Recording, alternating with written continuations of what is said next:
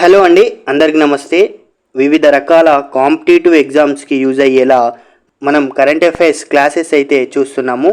ఈ వీడియోలో ముఖ్యమైన అంశం గురించి చూసినట్లయితే ఇక్కడ మనం చూసినట్లయితే సైన్యంలో బాజ్ బెటాలియన్ మనం నార్మల్గా తెలంగాణ పోలీస్లో కావచ్చు, సెంట్రల్ పోలీస్లో కావచ్చు, బెటాలియన్ అనే పదాన్ని తరచుగా వింటుంటాం. అంటే బెటాలియన్ అనే పోలీసులు సపరేట్గా ఉంటుంటారు. అంటే సివిల్ పోలీసులు అంటాము, ఏఆర్ పోలీసులు, బెటాలియన్ పోలీసులు అని అంటుంటాము. ఇక్కడ బాజ్ బెటాలియన్ అనే పదాన్ని మనం ఇక్కడ సైన్యంలో చూడబోతున్నాం. ఎందుకు అంటే ఆధునిక యుద్ధ తంత్రంలో భాగంగా డ్రోన్ల వినియోగం ఎక్కువ పెంచాలనే ఉద్దేశంతో బాజ్ బెటాలియన్ అనే ఒక కొత్త యుద్ధ తంత్రాన్ని సైన్యంలోకి తీసుకొని రావడం జరుగుతుంది మన భారత ప్రభుత్వం. దాని గురించి మనం ఇంకా పూర్తి వివరాలు చూసినట్లయితే ఇక్కడ ఏమిటి బాజ్ బెటాలియన్ అంటే, బాజ్ బెటాలియన్ అంటే ఏంటి అసలు అని చూసినట్లయితే దాని యొక్క ప్రత్యేకత ఫస్ట్ చూద్దాం. ప్రత్యేకత చూసినట్లయితే భారత సైన్యం యొక్క డ్రోన్ల నిర్వహణ కోసం ప్రత్యేకంగా ఈ బాజ్ బెటాలియన్ని ఏర్పాటు చేసింది. దీని యొక్క ప్రత్యేకత ఏంటండి? బాజ్ బెటాలియన్ది భారత సైన్యం డ్రోన్ల నిర్వహణ కోసం దీన్ని ఏర్పాటు చేసింది. మరి లక్ష్యం ఏంటి? ఈ బాజ్ బెటాలియన్ యొక్క లక్ష్యం ఏంటంటే మానవరహిత వైమానిక వ్యవస్థను, అంటే ఇప్పటివరకు ఏదైనా యుద్ధం సంభవించినట్లయితే వేరే దేశంతో మన భారతదేశానికి యుద్ధం అనేది సంభవించినట్లయితే అప్పుడు మానవ పైలట్లే, అంటే హ్యూమన్ పైలట్సే మనకి యుద్ధ విమానాలు నడుపుతూ ఆ యుద్ధాన్ని కొనసాగించడం అయితే జరుగుతుంది. అయితే ఈ బాజ్ బెటాలియన్ని తీసుకురావడానికి దాని యొక్క లక్ష్యం మానవరహిత, అంటే మానవులు లేకుండా కూడా ఆ యుద్ధ విమానాలు నడిచే విధంగా దీని యొక్క లక్ష్యం అనేది ఉంది. మరి దీని పాత్ర ఏ విధంగా ఉందంటే భవిష్యత్తులో డ్రోన్లు అనేటివి యుద్ధాలలో ముఖ్య పాత్ర పోషించబోతున్నాయి.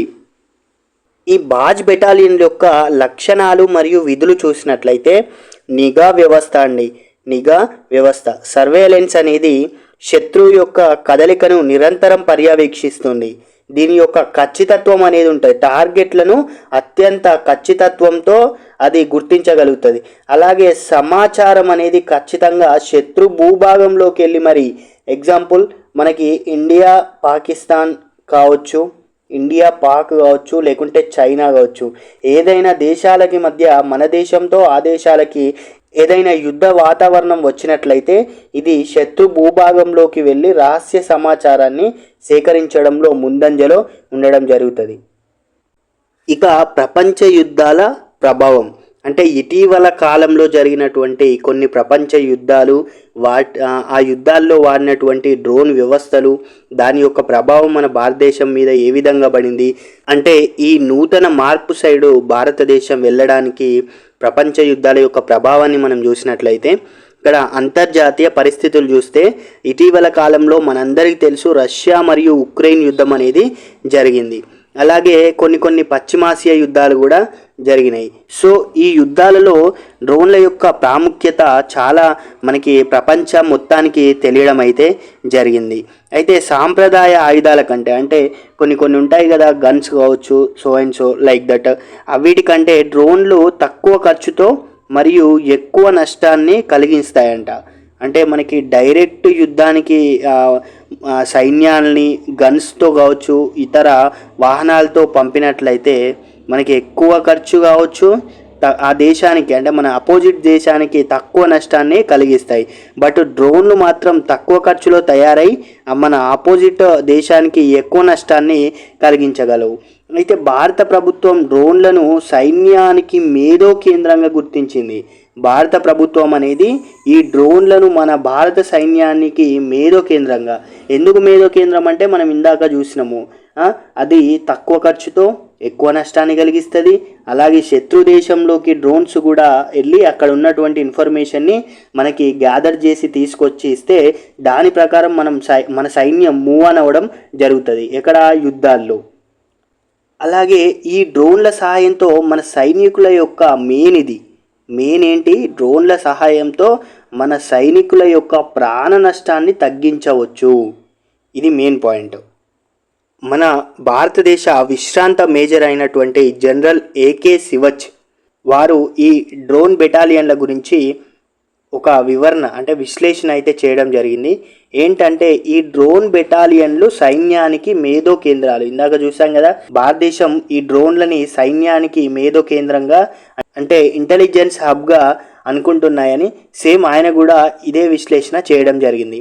అలాగే డ్రోన్ వ్యవస్థల ద్వారా నిఘాను కేంద్రీకృతం చేయవచ్చు, అంటే మన దేశ యొక్క నిఘా వ్యవస్థను పటిష్టం చేయవచ్చు. అలాగే MQ-9B, ఈ MQ-9B గురించి నేను మున్ముందు చెప్తాను, అంటే ఇదే వీడియోలో.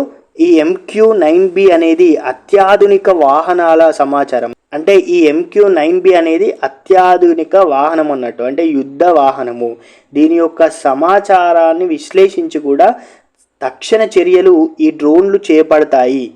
ఈ డ్రోన్లు అనేటివి MQ-9B అనే అత్యాధునిక వాహనాలు, యుద్ధ వాహనాలు. వీటి యొక్క సమాచారాన్ని కూడా విశ్లేషించి ఈ డ్రోన్లు పనిచేయడం అయితే జరుగుతుంది.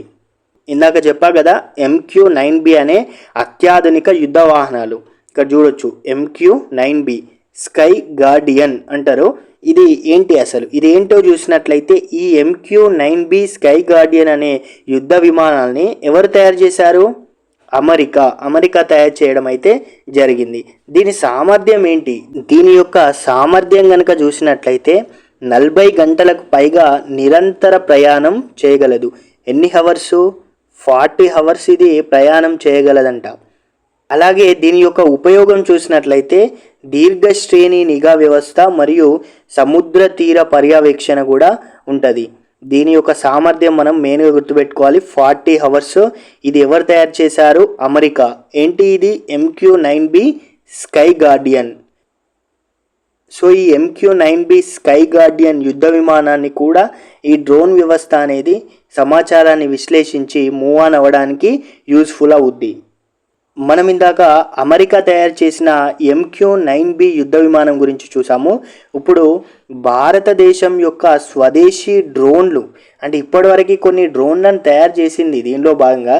సో ఆ డ్రోన్లు ఏం అని చూసినట్లయితే తపస్, ఈ తపస్ BH-201 అనేది DRDO తయారు చేసిన మీడియం ఆల్టిట్యూడ్ డ్రోన్ అండి, మీడియం ఆల్టిట్యూడ్ డ్రోన్.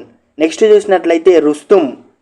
ఈ రుస్తుం అనేది నిఘా మరియు సమాచార సేకరణ కోసం అభివృద్ధి చేశారు. నిఘా మరియు సమాచార సేకరణ కోసం రుస్తుం అనే డ్రోన్ని. అలాగే చూసినట్లయితే నిశాంత్ అనే డ్రోన్ని శత్రువుల స్థావరాలు గుర్తించే నిఘా డ్రోన్ ఏది? నిశాంత్. నెక్స్ట్ లక్ష్య అనే డ్రోన్ చూసినట్లయితే గాలిలో లక్ష్యాలని ఛేదించే శిక్షణ కోసం ఈ లక్ష్య అనే డ్రోన్ని తయారు చేయడం జరిగింది. సో మన భారతదేశ స్వదేశీ డ్రోన్లు ఏంటి అండి? తపస్, రుస్తుం, నిశాంత్, లక్ష్య. సో ఇక్కడ మనం 2 ముఖ్యమైన విషయాల్ని గుర్తుపెట్టుకోవాలి. ఏంటి అంటే మన భారతదేశంలో మొట్టమొదటిసారిగా యుద్ధ విమానంలో ప్రయాణించిన రాష్ట్రపతి ఎవరు అంటే APJ అబ్దుల్ కలాం గారు. మొట్టమొదటిసారిగా యుద్ధ విమానంలో ప్రయాణించిన రాష్ట్రపతి ఎవరు? APJ అబ్దుల్ కలాం గారు. అలాగే ప్రస్తుత రాష్ట్రపతి ఎవరు? ద్రౌపది ముర్ము గారు. ద్రౌపది ముర్ము గారి పేరు మీద కూడా ఒక రికార్డ్ అనేది ఉండడం జరిగింది. అదేంటంటే మన ద్రౌపది ముర్ము గారు భారతదేశంలో 2 యుద్ధ విమానాలలో ప్రయాణించిన మొట్టమొదటి రాష్ట్రపతి ద్రౌపది ముర్ము గారండి. యుద్ధ విమానంలో మొదటిసారి ప్రయాణించిన రాష్ట్రపతి APJ అబ్దుల్ కలాం గారు అయితే మొట్టమొదటిసారిగా 2 యుద్ధ విమానాల్లో ప్రయాణించిన వ్యక్తి ఎవరు అంటే రాష్ట్రపతి ఎవరు? ద్రౌపది ముర్ము గారండి. సో అంతా బాగానే ఉంది, బట్ శత్రువులు కూడా మనవలే డ్రోన్లు తయారు చేసుకుంటారు కదండి. సో ఆ డ్రోన్లు తయారు చేసుకున్నప్పుడు మన శత్రు దేశాల యొక్క డ్రోన్లని మనం తిప్పికొట్టేందుకు ఒక అస్త్రం అయితే ఉండాలి. సో దానిలో భాగంగా యాంటీ డ్రోన్ సిస్టమ్, ఇదేంది? భార్గవాస్త్ర అనే యాంటీ డ్రోన్ సిస్టాన్ని మనం తయారు చేసుకోవడం జరిగింది. శత్రు డ్రోన్లని కూల్చే వ్యవస్థ అవసరం పెరిగింది కాబట్టి భార్గవాస్త్ర అనే డ్రోన్ వ్యతిరేక వ్యవస్థని మన భారతదేశం అభివృద్ధి చేయడం జరిగింది. ఈ భార్గవాస్త్రాన్ని సోలార్ గ్రూప్ అభివృద్ధి చేస్తుంది. సోలార్ గ్రూప్ అనేది అభివృద్ధి చేస్తుంది. ఇక్కడ చూసినట్లయితే 2030 అంటే 30 వరకు ఒక లక్ష్యం పెట్టుకుంది. ఏం లక్ష్యం అండి? డ్రోన్ హబ్ లక్ష్యాన్ని పెట్టుకోవడం జరిగింది. ఎప్పటి వరకు? 2030 వరకు. సో 2030 నాటికి ప్రపంచ డ్రోన్ హబ్గా భారత్ ఎదగాలనే లక్ష్యంతో పెట్టుకోవడం జరిగింది. డ్రోన్ శక్తి స్కీమ్ ద్వారా భారతదేశం అయితే యువతకు ప్రోత్సాహకాలు అందిస్తుంది. మేక్ ఇన్ ఇండియాలో భాగంగా స్వదేశీ తయారీకి పెద్దపీట వేస్తూ భారత యువతకైతే ఈ ప్రోత్సాహకాలు అందించడం అయితే జరుగుతుంది. సో ఇది అండి బాజ్ బెటాలియన్ గురించి పూర్తి వివరాలు. మనం కరెంట్ అఫైర్స్తో పాటు స్టాటిక్ జీకే కూడా ఇందులో కవర్ చేశాము. అంటే ఇంతవరకు భారతదేశంలో ఎటువంటి డ్రోన్లు ఉన్నాయి, ఏ ఏ దేశాల మధ్యన యుద్ధాలు జరిగినప్పుడు డ్రోన్లను ఉపయోగించారు, ఈ డ్రోన్ల యొక్క స్పెషాలిటీ ఏంది అని మనం స్టాటిక్ జీకేతో పాటు మిక్స్ చేస్తూ కరెంట్ అఫైర్స్ని కూడా నేర్చుకోవడం జరిగింది. సో ఇలాంటి కరెంట్ అఫైర్స్ కావాలనుకుంటే మన ఛానల్ని సబ్స్క్రైబ్ చేయండి. అలాగే కాంపిటేటివ్ ఎగ్జామ్స్కి సిన్సియర్గా ప్రిపేర్ అవుతున్న మీ ఫ్రెండ్స్కి అయితే షేర్ చేయండి. Thanks for watching.